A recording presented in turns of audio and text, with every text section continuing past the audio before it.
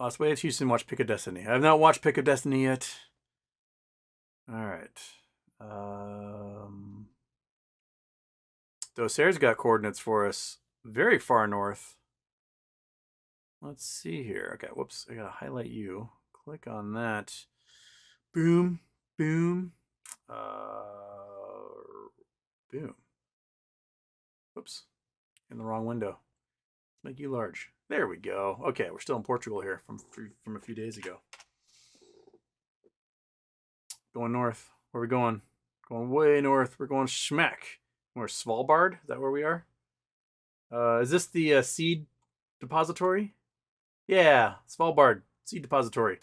So, up here in the middle of nowhere, we in Svalbard, these islands just up above the Arctic Circle that are part of Norway, just way up here, there is the crazy seed vault on this mountain. Oops, that's the airport. So here they've been keeping seeds for every known plant on Earth, and it should, the idea is it'll keep safe for 10,000 years. Although the permafrost seems to be melting, so who knows if that'll actually last that long. But up here is a seed vault. They put the seeds in there, they dehydrate them, and they keep them so that they can last for 10,000 years, and we can maintain that biodiversity. It's not just seeds for like plants we eat, but like everything. Because we are deforesting, we are mowing trees down, we are changing the climate, and stuff's getting eaten. You go to a place like Hawaii where you used to have these mumani trees everywhere, and no new mumani tree has grown for like 200 years because every time a little bud grows, the cow goes, "Oh, it's delicious," and they eat it. So none of the trees can actually like blossom. So all those trees are about to go extinct because they're getting to the age where they can't seed anymore. So you save the seeds and you put them in a little vault here. It's cool. I mean, it's basically an airport and a seed vault. There's not much town. Here's the town. Not much there. It's a very, very small town. My friend Joel went up here and he went skiing last spring and had just an amazing time. It was all backcountry awesomeness, and I was very jealous of his trip. And he looked like he had a blast. Although Air France lost all of his skis, and he had to buy new skis. So good job, Air France. Just in my head, HW. If all time zones meet at the poles, what time is at the pole? Can you explain? Honestly, I don't. I think it's probably just Greenwich Mean Time at the pole. Be my guess. So, if we zoom out, here, that the prime meridian goes from the North Pole through Greenwich, England, all the way down to the South Pole, and every other time zone, more or less, makes a little vajayjay out from that, all across the world. And then some of them kind of dance around borders and whatnot. And then Russia, because Russia's so huge, they had like 10 time zones and they combined it down to one. So it might be 7 a.m. in Moscow, and when it's 7 a.m. over here, it's the middle of the night or something. But I would assume that Greenwich Mean Time is at the pole. So essentially, the time zones all meet up here, and then if you get out a little ways from the pole, it doesn't really matter what time zone you're in, because the sun's up all the time and it's down all the time. So I'm not sure exactly how they work it. I think here, because there is nothing close to the actual, no landmass actually close to the pole, I wouldn't doubt if they just kind of use Greenwich Mean Time for most of the Arctic Ocean. South Pole, you got the South Pole Station at the South Pole, and you got a couple of other scientific outposts on the edges, and I assume that they probably just use whatever wedge time zone they're in, and South Pole probably uses Greenwich Mean Time. I'm saying that without actually looking it up. What time zone are the poles? By convention, the time at North and South Pole is Zulu time, also known as Greenwich Mean Time. There we go. Ha! And it applies to a large region around both poles. See? That's exactly what I was assuming. That's how I would do it. Oops, wrong one. I need to turn you off. So here we go. Yeah, convention time zone. There you go. These are answers from people. No, there it is. As all the lines of longitude meet the North Pole, theoretically it could be any time throughout 24 hours. However, it's generally taken to be whatever time Greenwich Mean Time is. So there's people just answering the same questions. There you go. And space is Greenwich Mean Time as well. So if you got outer space, you're in Greenwich Mean Time. And why is Greenwich Mean Time Greenwich Mean Time? Because the British created it in Greenwich, England. That's it. That's the entire reason Greenwich Mean Time exists, is because the Brits were like, prime meridian here, we invent time, good to go. We created the clock that allows us to figure out latitude, longitude, and the rest of the world now has to do that. Flight Guy 99, Houston, where's the best place to see a solar eclipse in 2024? I've been thinking about this. I've been doing my research. I'm still trying to put it all together as to where to go. But 2024 eclipse path.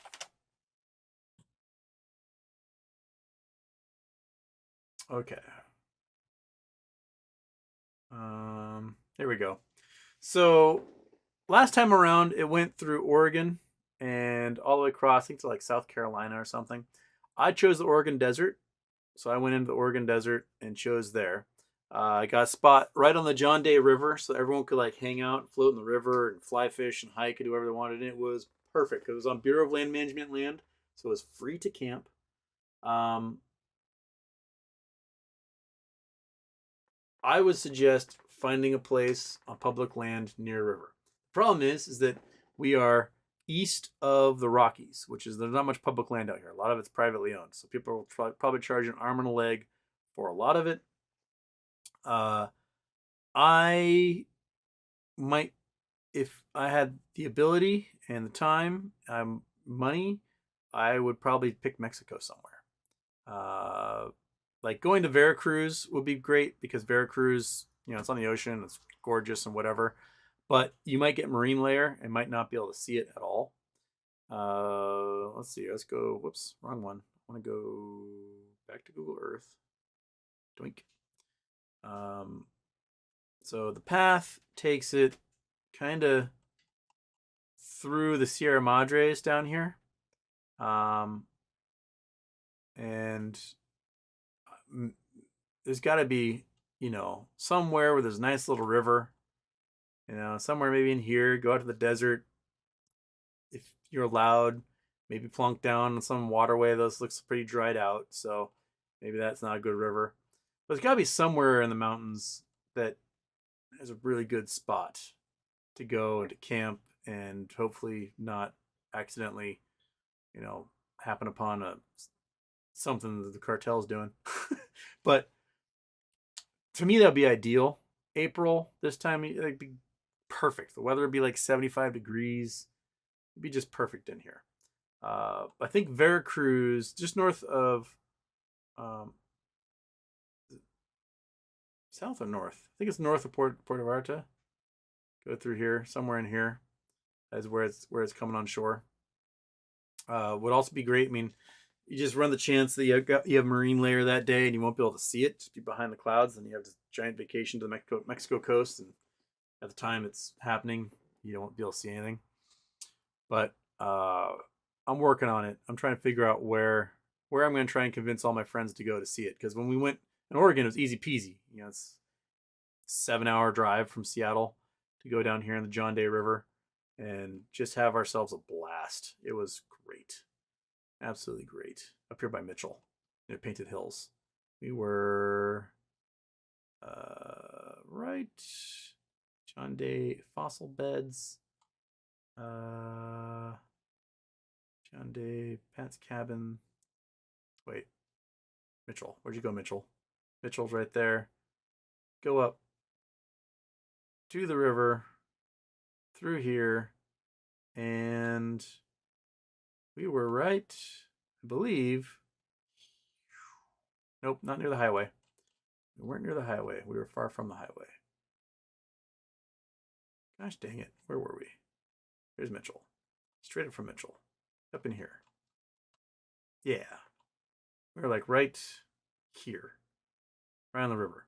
It was perfect. It was wonderful, and everyone should have experienced that. Anywho, find a river we can go camp and stay for free. That's the goal. Because there are people like on ranches near there that were charging like $500 a night, and we were camping for free a mile from them. Hunson Bell's also got coordinates for us. Well, we're just coordinated up today. We're coordinating. Can't understand that. Oh, because it needs to be a comma. Hunson Bell. Gotta put a comma in there. Nope, still can't understand it. What? Oh. Because I didn't include the entire thing. There we go. That's my fault. I didn't copy and paste properly. There we go. All right. So U-boat production bunker, Valentine, or proof Third Reich was truly batshit insane. So this was a bunker. Looks like a solar farm now. Dincourt Bunker Valentine. So they made U-boats here, pushed them out into the river, and then sailed them out. How far? There's the ocean. There's the North Sea. And that's not very far. Have to go down the river, but I wouldn't want to pilot a submarine in a river that doesn't have much draft. But it's protected. It's hard to get ships up there, so that makes sense. But yeah, it does look like they solar paneled the heck out of this place, doesn't it? It's a huge facility. How big is that?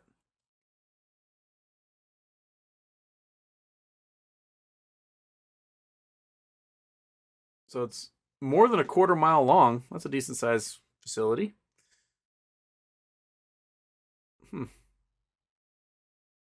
Groovy. Well, they were insane.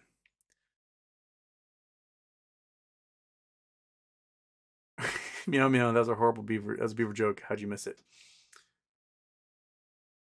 Was it Wynona's big brown beaver? Jimmer, thank you so much for the hiccup tip the other day. You don't know how much I hate hiccups. I can't believe it works. Thank you. Yeah, it's weird how it works, right? You just go, hiccup, you son of a bitch. And then you never hiccup again. It works for me marvelously. Sometimes I tell my friends if they're hiccuping and they can't stop, I'm like, hiccup right now. Do it now. Do it. Do it. Do it. What are you waiting for? And for some reason, that seems to work wonderfully. Just in my head, thoughts on viral claim that scientists discovered electrically charged stones in the Congo. In the video, they light up a bulb of shiny rock. I've seen someone showed me the video. I call bullshit. Simply because what you never see is like the entire rock, right? Like if you could zoom out and you can see a rock that's not connected to anything and touch. There are conductive rocks. You can get hematite and other like rocks that have higher metal concentrations as ore, and you can put some electrodes on them and tap them together and you get sparks. But just a random rock just happens to have a bunch of electricity in it. That's not how it works.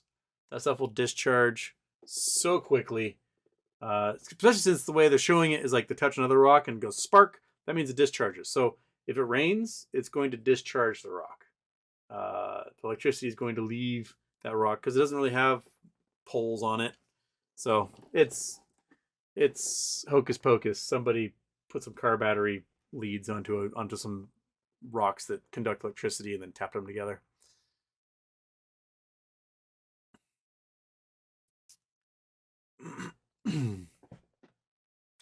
Okay.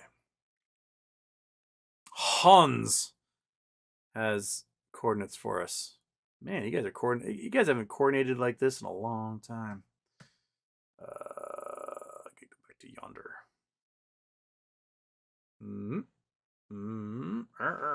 Shoink doink. Okay, we're flying, going east, going to Australia, going smack, going to beach community. Where are we? Like Brisbane? I can't tell. We're on a road.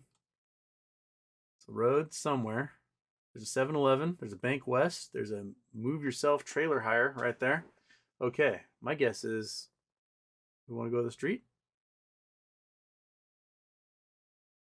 Okay, we got ourselves a hell of a ute. Do you think those things are Absolutely. Honk if you're horny. Wait. Back. Honk if you're horny. Cock ass. Those kids rule.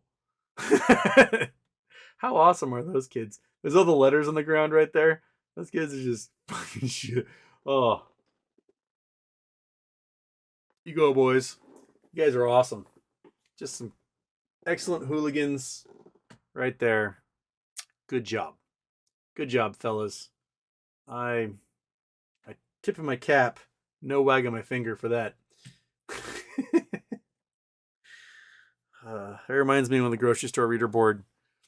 I'd gone to Thanksgiving at my mom's friend's house, and at the time my mom worked nights as a nurse, so like she went off to go do her nursing job. I hopped on the ferry, was coming home, was walking home from the ferry, going past the grocery store, and some college kids who had, I think I may have been a junior or senior at the time in high school, some college kids who I'd gone to school with were back for the Thanksgiving weekend, and they were climbing all over the reader board at the grocery store, and it had said something about like the Boy Scouts Xmas tree U-cut thing, and they had changed it to little boys and sex toys. And yeah, tip of my hat, folks. Good job. I love a good, I if you're horny, cock ass.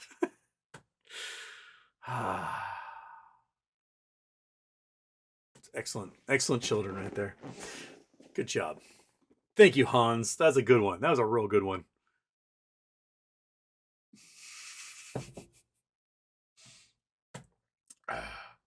Good job. And they had no idea the Google car was going by, and this happened to. Good job, dudes. I want to high five you so hard.